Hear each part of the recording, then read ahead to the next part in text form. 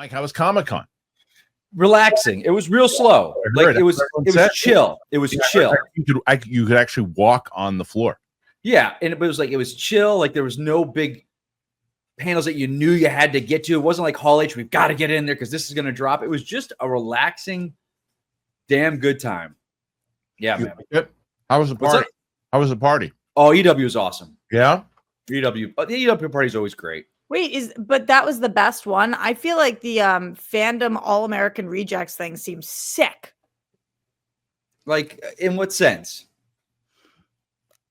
What a fun band. Who came out? Was it Andrew? Yeah, Carter? like I don't. If I'm going to go to a party, though, I want to be able to talk to my friends. I don't want to listen to a band. If I want to do a band, I'll go to a bar. Like I want to chill with people and just, meet. The people that I go with that like they're kind of a little bit more higher up, I would say, a little highfalutin. So I kind of percolate with those people, and it's kind of nice to meet people and just yeah. Okay, well, good. Mike had a good time. So, how you and all your friends went to EW? The group of us get in, yeah. Nice. That's so nice. Yeah, I for some reason, my buddy, one of our friends is the editor-in-chief of Entertainment Weekly. And he's always surprised. Like every year, he's like, Mike, we get you in, and you always end up on the VIP list. And like your picture, your headshot is with the other actors. He's like, I don't put it there. I don't know how it gets there, but the marketing for EW sees you and puts you on that thing. So I'm like, awesome. That's the one party I've never. So I have fun with it. I've never been. No, I've been to every other party. Literally every other party at Comic-Con. I've never been to that one. I hear it's so great. Yeah, it's chill too. It's real chill. It's really nice. Chillin'. All right. So we're chilling. You don't like that? Really. You saying chilling? Yeah. Chillin'. I told you got my text, right, Harloff? 2 people. I'm walking on the floor. The Top Gun guy. Oh yeah. You told me that. Yelled at me. I was like, I loved it. Did you feel like you guys? I'm sure you talked about this on the show yesterday, Kristian, but I'm so sorry I didn't watch. And Mike, I don't know your opinion on this. Did you guys feel like there was no news out of Comic-Con this year? Yes, we talked about that for sure. It's funny you say that, Rox. Harloff, go ahead. I was talking to my buddies, and it seems like in the past years, you would always be like either walking somewhere at lunch, and like, oh shit, this just dropped. Right. And you see a story, or you run back to your hotel to like look at the latest trailer that just dropped.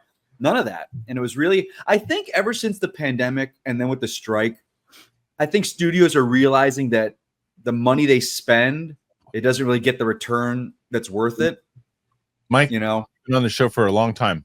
That is the smartest thing you've ever said. Well, thank you. It is true. It's exactly what it was. Is that you can put the amount of the new norm, Kristian? I think so, and I think it should be because if you're gonna think about it, Roxy, if you're gonna debut what used to happen was this in 2004 or 2005 when the internet really wasn't picking up and the stuff that they were showing at Hall H was exclusive. Even in like 2010, the stuff was exclusive. And there was no leaked footage and all that kind of stuff. The hype would come out of people talking about it, and then people who saw it in the press would write articles about it, and that, I can't wait to see it. And when the trailer finally came out in the theater, people started discussing it, and hype, and it was worth building it up. Now, you get more out of releasing trailer at Avatar. Avatar released their trailer yesterday. They didn't have a thing at Comic-Con. They didn't need it. Hype's out there. There's all these other movies that they have out there. There's no real benefit to it. Well, remember when it wasn't just trailers? Remember it would be casting announcements. Sure. Like now you have Jeff Snyder who does that. Slate announcements. Yeah, right. And Hoopers do that now. I think the thing is with slates, I think both DC and Marvel are very smart. They're like, we're never doing that again. We are not announcing this giant billboard with 20 films because it backfired on them. And but also look at what's bad. Like, remember Scott Pilgrim? That thing took Comic-Con by storm. Sure. And they thought that thing was going to kill, and it bombed. Yeah, I mean, because it's just you got to be careful and playing to their audience at the time, and it's not. You got to transcend. But it's going to be a big thing next year when Doomsday is there. Obviously, Marvel will do something for Doomsday. I don't know, but because I was thinking, still a thing. Sorry, Roxy, Mike interrupted. Fandom still a thing. What? Sorry, he interrupted you again. Say it. Is DC fandom still a thing?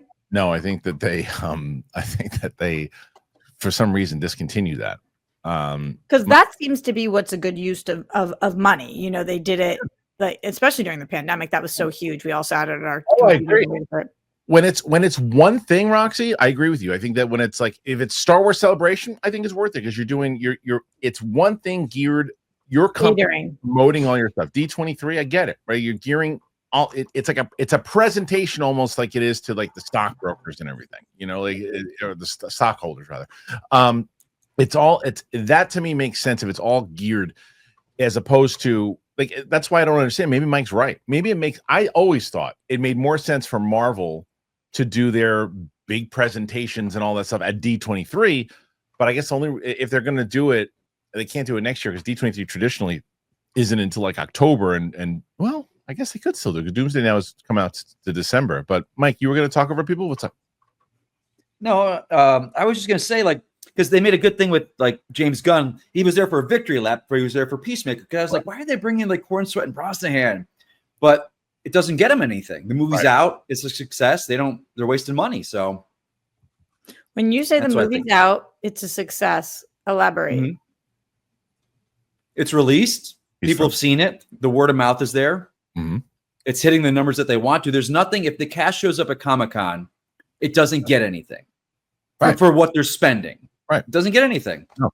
100%. When you say for what they're spending, you mean literally just to get 2 people there? Yeah. Studios putting money in to fly them in. How much, Roxy? I guarantee it's probably $500 to fly them there. At least $500. Their first class. That's $5K to fly them there. Yeah. Okay. I was being cheap, and then at least $1,500 for a room. At least $1,500, probably $2,500. Plus everything else is paid for whatever they're eating and all that. Plus the drivers for them, security for them. Yeah. I'm guessing $15,000. Air, makeup, all that stuff. Yeah. If you take them $15,000 to $20,000 just for that for one day for one person. Yeah, that's not even sense. Yeah, no. 5-6 years ago before the pandemic and the strike, sure. When the internet made it a lot harder for studios to make any benefit from it, and the internet has also made it a lot cheaper for the studios to benefit, like because you can put certain things out.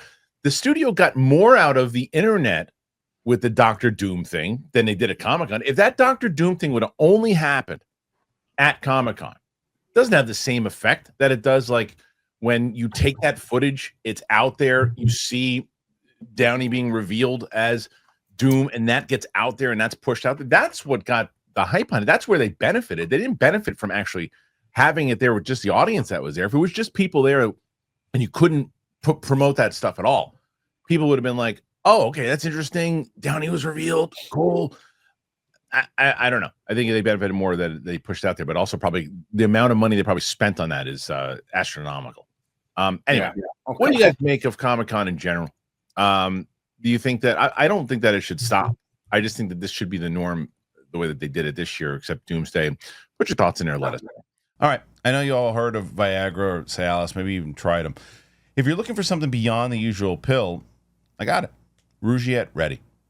If the usual pill isn't doing the trick, Rougiette Ready, it could be the answer. It's a 3-in-1 formula. It dissolves under your tongue, absorbs fast. You'll be ready in just 15 minutes on average, not hours, and effects can last up to 36 hours. That means that you're going to stay confident, you're going to stay present, and in control when the moment is right. Getting started is super simple.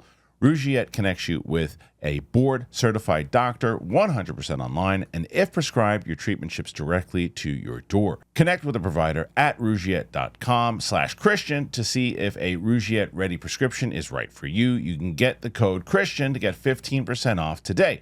Rougiette.com/Kristian. Use that promo code Kristian to get 15% off today. Head on over to rougiette.com/Kristian. Use that code Kristian to get 15% off today. Use the code to support the show, and so Rougiette knows that we sent you. Individual results may vary with prescription treatment. Compounded drugs are permitted to be prescribed under federal law, but are not FDA approved and do not undergo FDA safety, effectiveness, or manufacturing review.